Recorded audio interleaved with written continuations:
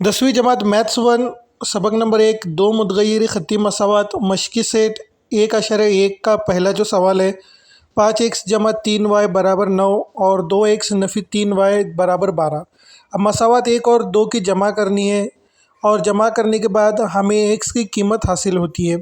x की कीमत 3 है तो इसे हम किसी भी मसावात में रख कर y की कीमत मालूम करेंगे। तो हमें x और y की कीमत देखो, मसावतों का हल आखिर में पता चलता है। x की कीमत 3 और y की कीमत जो है वो नफ़ी 2 है। इस चैनल पर आपको बहुत सारे वीडियोस और मैथ्स साइंस हर तरह के सवाल जवाब नोट्स मिलेंगे, तो चैनल को सब्सक्राइब ज़रूर करें। अब अगला सवाल देखते हैं। सवाल नंबर 2 3a जमा 5b बराबर 26 और a जमा 5b बराबर 22। तो देखिए यहाँ पर हमें नफ़ी करना है। अगर मसावत में जमा दिया हुआ हो तो नफ़ी करना है और नफ़ी हो तो जमा करना है। ठीक है, तो हल करने पर देखो यहाँ पर a की कीमत 2 आ रही है। अब 2 आने के बाद हमने क्या करना है, अब ये आधा हिस्सा है, इसके बाद आधा हिस्सा और दिखाता हूँ आगे। तो ये हल होने के बाद a की कीमत को आप किसी भी मसावत में रख सकते हो। तो a जमा 5b के उस मसावत में मैंने a की कीमत लिखी, तो 2 जमा 5b हो गया और 22 में से 2 नफ़ी करेंगे तो क्या होगा 20। 5b बराबर 20 और हल करने पर b का जवाब 4 आएगा। अब सवाल नंबर 3 देखते हैं। सवाल नंबर 3 में 3 मसावतें दी हुई हैं, इसमें से कोई भी 2 मसावतें आप ले सकते हैं और यहाँ पर लास्ट की अलामत जो होती है उसको चेंज करना है, जिसकी वजह से हम जमा या नफ़ी का अमल करके उसे हल कर सकते हैं। अब देखो यहाँ पर क्या होगा, 3x नफ़ी 2y बराबर 7, 3x जमा 21y बराबर 30। अब इसे हल करने पर हमें y की कीमत मिलती है। अब y की कीमत को मसावत 1 में रखता हूँ मैं, तो देखो अभी हमें x की कीमत भी मिल चुकी है। तो कैसे हल करना है, देखो कोई भी मसावतें लो, उनकी अलामत चेंज करना है।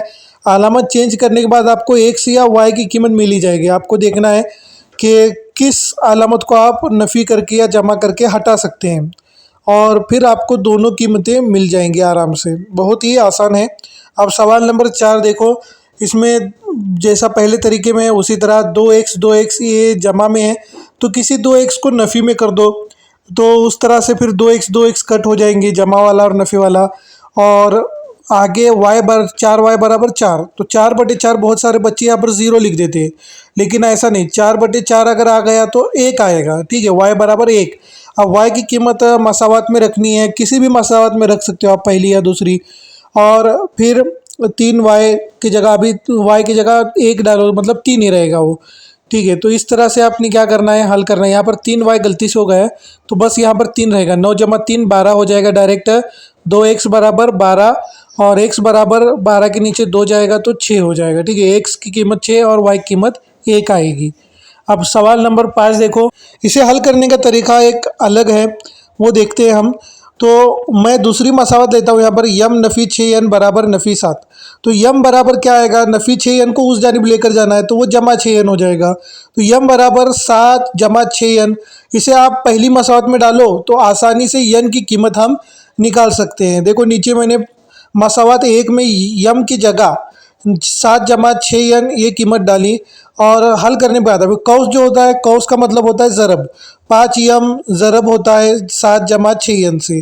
ठीक है, तो 35 जमा 30n, इस तरह से उसका क्या आएगा, हल होगा, जमा होगा। अब यम जो होता है, मैंने देखो यहाँ पर यम लिख दिया है गलती से 5 यम कौस में, तो यम नहीं लिखना है आपने, सिर्फ 7 जमा 6n लिखना है। अब सवाल नंबर 6 देखो, 5x जमा 2y बराबर नफ़ी 3 है और x जमा 5y बराबर 4 है।